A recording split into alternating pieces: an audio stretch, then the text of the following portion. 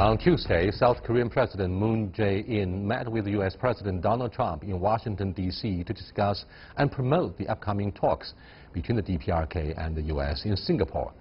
What was the outcome of the meeting? How diverging do the South Korean and U.S. interests now appear? And what realistic hopes are there for a successful outcome in Singapore if we make it that far? To discuss these issues and more, I'm very happy to have Mr. Rong Ying, who is the Vice President at China Institute of International Studies, along with Mr. Rick Dunham, a visiting scholar at Tsinghua University. We shall also speak to Mr. Richard Wise, who is the Director of the Center for Political Military Analysis at the Hudson Institute based in Washington, D.C., and Mr. Lee Tai-hwan, who is the Director of the Center for China Studies at the Sejong Institute based in Seoul via satellite. That's our topic. This is a dialogue. I'm Yang Rui. But before we get started, let's look at this. Two presidents and allies sitting together but not talking the same language when it comes to the planned summit. US President Trump suggested a possible delay in the upcoming meeting, even as South Korea's President Moon talked as though the Singapore summit was still on track. There are certain conditions that we want, and I think we'll get those conditions. And if we don't have the meeting. And if it doesn't happen, maybe it'll happen later. Maybe it'll happen at a different time. But we will see. We are looking forward to the first ever US-North Korea summit, and we find ourselves standing one step closer to the dream of achieving complete denuclearization on the Korean Peninsula and world peace. Trump talked of a changed attitude from the DPRK about getting rid of its nuclear weapons, even at one stage pointing the finger at China, suggesting something may have happened at the second meeting between President Xi and Kim Jong-un. But for both the DPRK and South Korea, Pyongyang's recent reticence stems from this man, U.S. National Security Advisor John Bolton, who compared the current negotiations with the DPRK to those with Libya, which gave up its nuclear weapons research in 2003. Libya's leader, Muammar Gaddafi, was overthrown and killed after a Western-backed intervention in 2011. Well, the DPRK reacted angrily to that comparison. Last week, a top DPRK official issued this statement. "This is not an expression of intention to address the issue through dialogue," he said. "It is essentially a manifestation of an awfully sinister move to impose on our dignified state the destiny of Libya or Iraq, which had been collapsed due to the yielding of their countries to big powers." And it's not just the DPRK. This from a former South Korean unification minister and lawmaker in Moon Jae-in's party. "There are several landmines on the way to the summit between North Korea and the US," he said. "One of those landmines just exploded." John Bolton. US President Trump is rejecting the Libya model and said Tuesday he was prepared to guarantee Kim Jong-un's safety if a deal was reached. But just 3 weeks from this planned summit, and there are still deep differences about how any deal would be negotiated. The White House warns Pyongyang to essentially give up all its nuclear weapons before any economic incentives are given. Pyongyang and Seoul want a step-by-step approach that will build trust over time. Nathan King, CGTN, at the White House. Welcome to our studio discussion here, gentlemen. Allies in the same boat, yes, but are they on the same page when President Moon Jae-in was sitting next to President Donald Trump talking about the prospects of the Korean Peninsula, namely the issue of denuclearization? Do you think the United States is ready to accept what the South Koreans really want? I'm not sure, but I see that the interesting thing is that the mission has been changed. The visit has been long planned, but I think when the visit of President Moon to U.S. for the summit was meant originally to so-called script the summit, I mean, between United States and North Korea, but due to the changes in the past few week, it seems that now he's being focused on save the summit, which I think reflects the certainly the difference. But all in all, I see that possibly it is more kind of something like expected, but more leading to the fact that the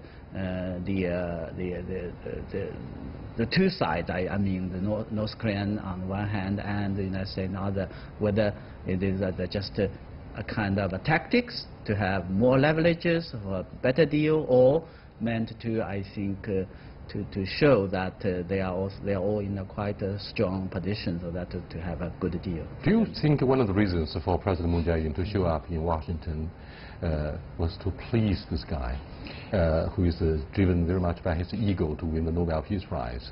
It's absolutely, that was one of the reasons. I mean, I was struck by the appearance of the two presidents, and they seemed to be talking from completely different scripts.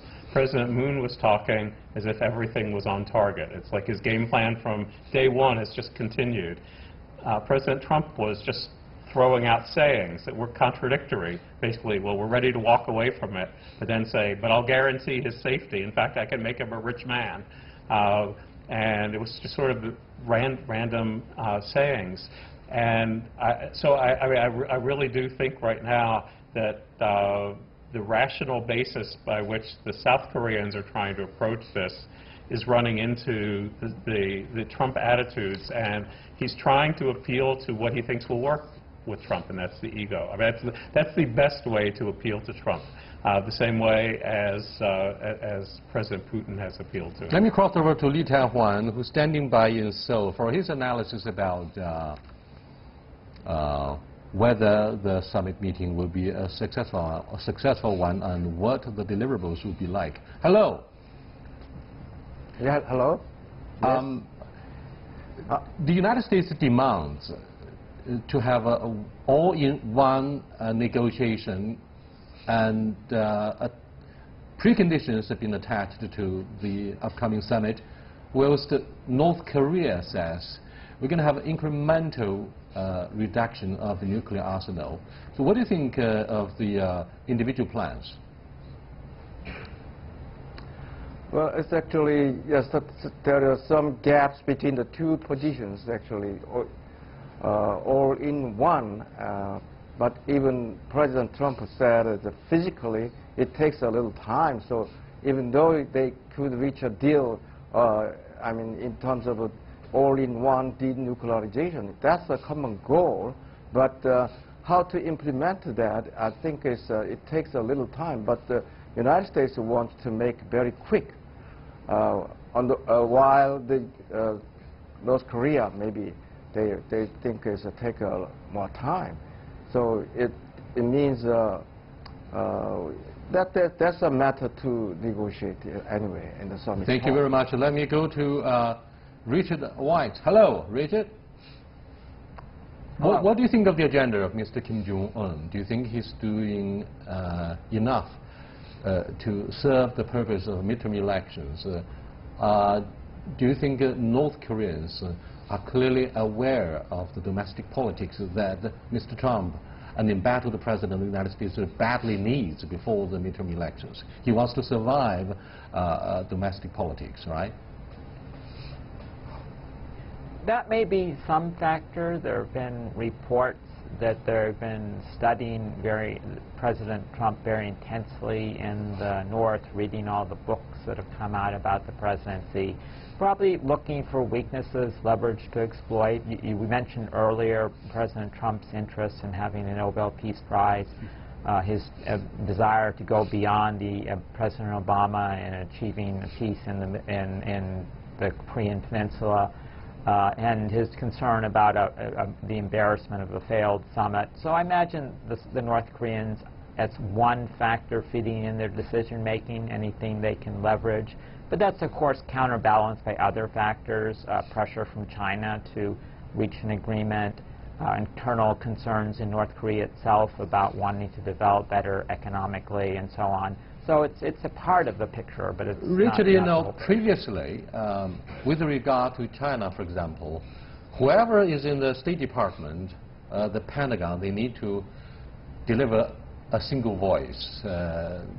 They don't have to deviate from, they are not allowed to deviate from the central line of the presidency. However, this time around we hear different voices on the same team in the D.C. For example, John Bolton is one of the landmines along the journey to possibly having a peace agreement between the two Koreas. This guy was talking about the Libyan model. What do you think of the noise there? Whom should we trust? Whom we should listen to, first of all? Yes, unfortunately, it is not rare. It's pretty frequent that you have the leaders of the various cabinets and particularly members of Congress and so on make statements that appear at variance with U.S. foreign policy. In the past, this was often dispute over, for example, what policy to pursue towards the Soviet Union. Korea was an earlier difference between Secretary Carter and some people who wanted to take a harder line. It is true, though, this administration, this discrepancy is more visible and more frequent. And you mentioned the latest Excuse me, do you think the which, discrepancy is a deliberate attempt for John Bolton and Donald Trump to play good and bad guy, to confuse their rivals in the negotiation? That is one possibility. It is certainly possible. So this is Hollywood, it's not real politics. I mean, this is a standard negotiating tactic. President Trump could say really bad, threatening rhetoric, whereas Secretary Tillerson could say softer rhetoric, or in this case, the other way around. It's possible this is a deliberate policy. It's possible it's just poor management at the presidential level. Let me go back to our South Korean friend, White House staff. Yes. Do you think President Moon is being eclipsed by the presidency of Donald Trump, which is known for unpredictable and uncertain? I mean, can we trust this guy? Yes, so far, actually, he committed to have a summit talk. Actually, also, as you know, they already made the kind of, the commemorative coin already. It shows that they have a very good intention to have a summit talks. So actually, we have to trust it anyway. At this point of time, our President Moon showed confidence that we'll have a summit talk anyway, but the result, we do not know yet. But still, he's quite confident. Yes, indeed. Rick, to have some tangible and substantial deliverables coming out of the upcoming summit meeting in Singapore, the United States, come on, they should not always just talk about their American being the first, putting America first unconditionally. You've got to have something to, as a bargaining chips, okay? What do you want? I mean, what can the United States offer the DPRK? Well, you can't be inflexible. Negotiation is not demanding and getting results or failing. First, I think you have to start with a peace treaty. I mean, I think that's something that can be a deliverable to move forward, an end to the war. We've had armistice for more than 60 years. Secondly, I do believe, like President Moon is saying, step by step. You can't have denuclearization all at once. It's just, that's a non-starter. Are you saying that President Moon sees eye to eye with his North Korean counterpart about the incremental reduction? Well, I don't think they see eye to eye on everything, but yes, I think they see eye to eye. In principle, as the pathway. You have to build trust. I mean, you can't just come in. The South doesn't trust the North. Americans don't trust the North. And the North doesn't trust the United States to allow them to continue to exist. So you have to have deliverables one step at a time. I think that's the only way to have success. In what is viewed as a development of the Hollywood storyline, reporters from South Korea in the last minute were given the chance to cover the closure of the nuclear testing site. In Chinese, Fengxi, I don't know how to pronounce the English name. And Greece. Yeah. But why did we have this cliffhanger? I mean, most dramatic moment in the development of the Hollywood scenario. Well, I would call it the kind of West Wing scenario, which is more... I'll call it reality TV. Yeah, reality possibly is much better. Yeah, House right. of Because Cards? because President Trump, he was, sort of a star for that. But whatever case, I believe that we are now really have a kind of, at least from the, I think, from my viewpoint, it seems, look at what President Trump is doing, it's like TV show. Yeah, he wants to demonstrate that that he can do something differently. He could be able to achieve what the past 25 years previous presidents are not able to achieve, which is, I think, reasonable in the sense that as a politician. But the problem is that he has to be face up the reality. He has to be pragmatic. Yeah. The idea to have a kind of sort of one all-in-one or the CVID is perfect. But the reality is that, as we all know, this is not possible. And that's why I think the United States, President Trump in particular, has to first of all lower the expectations. And but more importantly, I think he has to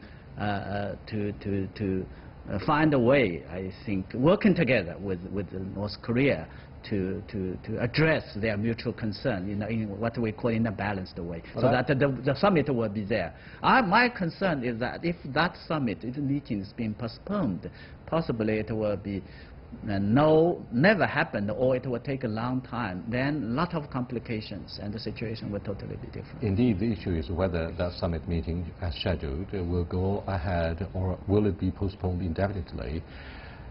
You're watching Dialogue with Mr. Rong Ying, Mr. Rick Dunham, and Li Taihuan, as well as Richard White. So we're discussing prospects of having denuclearization in the divided Korean Peninsula. We'll be back in a short while. Stay with us, please.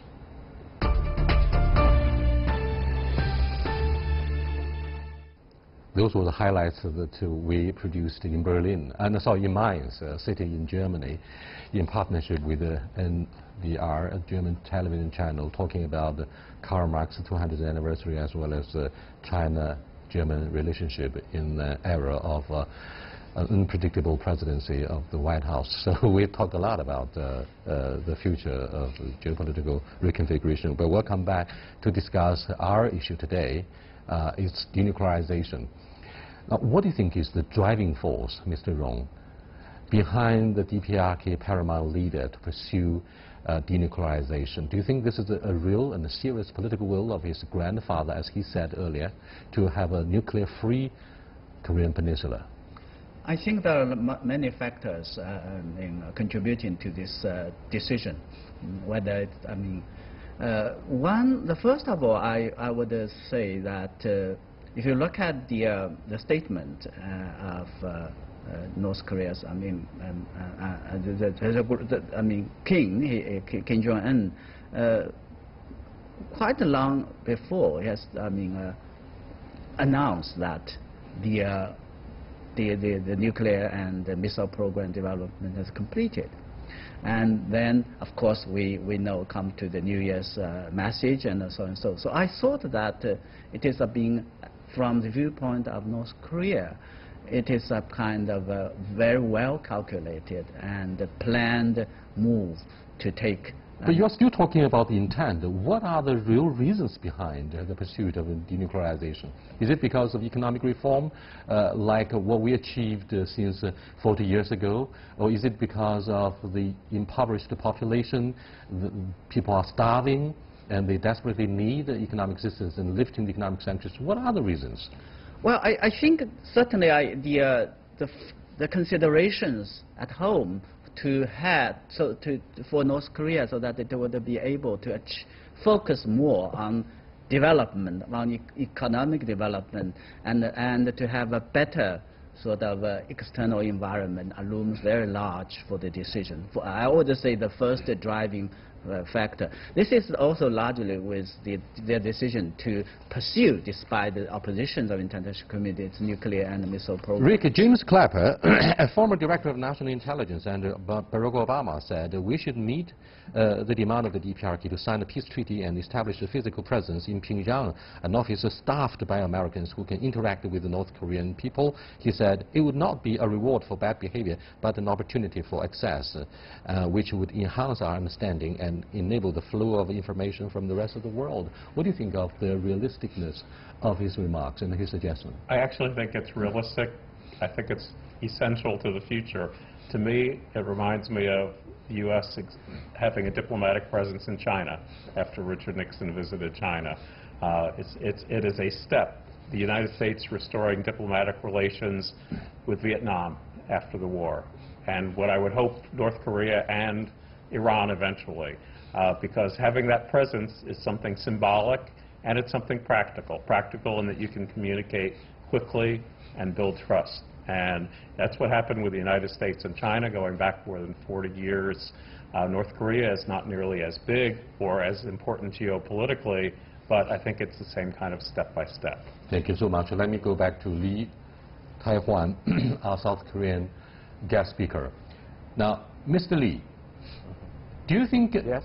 Do you think what James Clapper suggested is actually a repeat of Richard Nixon's visit to China in 1972 to engage China? I mean, the American policy of engagement had actually started from 1972 with the ping-pong diplomacy, and very quickly in 1979, relationship was normalized under the Carter administration. Now, the issue is, after a few years of a reassessment about the policy of engagement, Americans, most of them, have been left disillusioned about whether China would become one of us. Namely, through the peaceful transformation, China could be transformed into a democracy. But they say, no way, China is walking its own path. So do you think North Korea would follow China's example? And what do you think of this policy of engagement proposed by Mr. James Clapper? It's quite possible, even though the past is not exactly same as China did actually, but President Moon already during the Inter-Korea Summit talk, they talked about the possibility of the opening up of the North Korea then to give economic assistance as long as we complete the denuclearization. Then I think even in between actually we could start that kind of movement because North Korea now is without the opening up. It's very hard for, they know that it's very hard for them to survive even with the nuclear weapons. So actually, if they give up the nuclear weapons and they choose the economic development first, then international community is willing to assist North Korea regime to develop. Excuse me, Mr. Lee, sense and sensibility, assumption is just an assumption. What the DPRK actually wants is action for action, not just lip service. For example, what about the possibility of removing the nuclear umbrella from the ROK and also seriously reducing the forward military presence of the United States on the Korean Peninsula? But as far as I understand, during the Inter-Korea Summit talk, the North Korean leader, he did not mention the possibility of the removal of the nuclear umbrella whatsoever, and also even he said is even the joint military exercise, annual exercise, that's okay. But he never mentioned that the possibility. But after the complete denuclearization, I don't know yet, but it's during the summit talk, what the North Korean leader said is actually is not about the removal of the nuclear umbrella in South Korea. So far, we are talking about the so-called self-fulfilling prophecy. Let me go to Richard. Most Americans are trying to figure out what was discussed between Mr. Kim Jong-un and Mr. Xi Jinping during the two official visits, part of the proactive diplomacy that Mr. Kim has been pursuing since the Pyeongchang Olympics in ROK. Your hunch, please. What has happened since Mr. Trump says, well, the latest change in the attitude of the DPRK about the summit may stems from the two summit meetings he had with President Xi Jinping. And President Trump accused China of having a porous border during the economic sanctions by the U.S.-led United Nations. I mean, the economic sanctions. What do you think has happened? Well, the statements, again, coming out of the White House and senior U.S. officials have been a bit contradictory. On the one hand, they've been praising China for putting unprecedented pressure on Pyongyang to negotiate through stricter adherence of a wider range of sanctions. And on the other, they've recently looking for explanations as to why the North Korean government has been showing a little less enthusiasm in the past few weeks for engaging in a summit with the President of the U.S. And just temporarily, just in terms of time, one thing that happened, of course, were the two summits with the Chinese leader. But there were other factors coming to play. You mentioned John Bolton's statement. There could be some other considerations as well. So I'm not sure how widely felt that view is. I guess the one thing that is very interesting, though, is how that reconciliation between the governments of China and North Korea. At least for the past few years, it really looked like Kim Jong-un was not very close to China. He seemed to be preferred to deal with Russia or other interlocutors. Yes, and indeed. It seems Mr. Kim Jong-un has exhausted all other means before turning to China. The last issue, Mr. Lee and Richard, very quickly, what do you think of the impact of the U.S. pullout from the 6+1 multilateral agreement? Europeans are extremely unhappy about the unilateral withdrawal. And do you think this will seriously undermine the credibility of the United States, particularly the Trump administration, whose reputation seems to be in tatters at this moment? Mr. Lee, very quickly. The U.S. pullout, but unilateral pullout from the sixth party? Yes. Not six parties, it's 6+1 regarding Iran. Regarding Iran, I think it's there's a different case, I think, is actually. But can the DPRK trust Washington after following the pullout? Richard, that's a question for you. Can the DPRK afford to trust President Trump after he pulls out of the 6+1 denuclearization process in the Middle East, in Iran, to be more specific? The administration says this will make it clear to North Korea that the U.S. will not accept a bad deal, and so therefore that's going to make the negotiations more realistic. But thank you so much. We're going to come to the conclusion of this edition of Dialogue, but Rick, very quickly, one sentence. Are you hopeful that we're going to have any tangible outcome from the Singapore summit? Look at the Libyan model and the pullout from 6+1. I'm hopeful because I think that both sides cannot afford failure. And Mr. Ron? I'm optimistic with some caution. Cautiously optimistic. With that, we come to the end of this edition of Dialogue on the prospects of a denuclearized Korean Peninsula. I'll see you next time. Goodbye.